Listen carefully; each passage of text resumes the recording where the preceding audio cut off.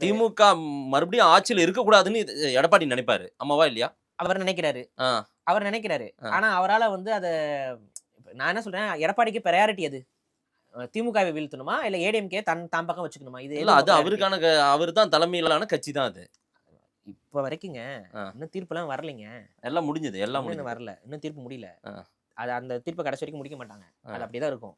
அது இருக்கிற வரைக்கும் தான் எடப்பாடி வந்து பிஜேபி கண்ட்ரோல்ல வைக்க முடியும். நான் ம், இன்னொன்னு சொல்றேன். பிஜேபியோட நீங்க வந்து சேர்ந்துக்கிட்டு, திமுகவை வீழ்த்தினால் என்ன? வீழ்த்தாட்டி என்ன? பிஜேபி ஒரு நல்ல கட்சின்னு நீங்க சொல்லிட முடியுமா? ம், பிஜேபிய வந்து நம்ப ஏத்துக்க முடியுமா? ம், அவங்க என்னென்ன செயல் திட்டங்கள் வச்சிருக்காங்க? அத்தன செயல் திட்டங்களுமே தமிழர் உரிமைக்கும், இன உரிமைக்கும் எதிரானவையாக இருக்கிறது. நான் கேட்கிறேன், ஜெயலலிதா அம்மையார் இருந்த காலகட்டத்தில, ம். பிஜேபிய அவங்க கடுமையா எதிர்த்தாங்க. நீங்க ஜெயலலிதாவோட உண்மையான தொண்டனாக நீங்கள் இருந்து கொண்டு, பிஜேபியோட நட்பு இவ்ளோ பாராட்டுறீங்கன்னா, இது எந்த மாரியான அரசியல்? திமுகவை வீழ்த்தணுங்க இன்னைக்கு. இது திமுகவை எப்ப ஜெயலலிதா அன்னைக்கு திமுக வீழ்த்த வேண்டாம்னு நெனச்சாங்களா? எனக்கு புரியலையே. இல்ல இன்னைக்கு வீழ்த்தணும்னா ஒரு இங்க கூட்டணி பாருங்க, இங்க தேவையா இல்லையா? இன்னொரு விஷயம் புரிஞ்சுக்கோங்க. திமுகவை மட்டும் வீழ்த்தணுமா?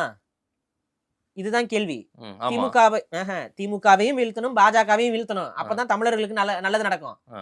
திமுகவுக்கு பதிலா பாஜக கொண்டு வந்துட்டோம்னா நல்லது நடக்கும்னு நீங்க நம்புறீங்களா? சரி. எடப்பாடி நம்புறாரா? ம். சரி விட்டுருங்க. நீங்க எடப்பாடிய நம்பல. அடுத்து எங்க அண்ணன் சீமானுக்கு வாங்க. அவங்க அ உறுதியா திமுகவ எதிர்க்கிறாங்க. அவங்க எதிர்க்கிறாங்க. ஆ, அதுல எனக்கு மாற்று கருத்து இல்ல. சரி. ஆனா ம். அவங்க நம்மளோட இமேஜ், அதாவது இப்ப நாம் தமிழர் கட்சியோட இமேஜ் மக்கள் மத்தியில என்னவாக பார்க்கப்படுகிறதுங்கிறதுலயும் கவனம் செலுத்தணும்.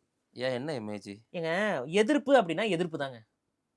எதிர்ப்புனா எதிர்ப்பு தான்.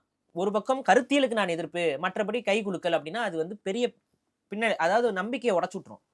அந்த நம்பிக்கைய உடைக்க, அது தமிழ் தேசியத்துக்கு பின்னடைவை தான் ஏற்படுத்தும். இது என்னுடைய ஸ்ட்ராங் பிலீஃப்.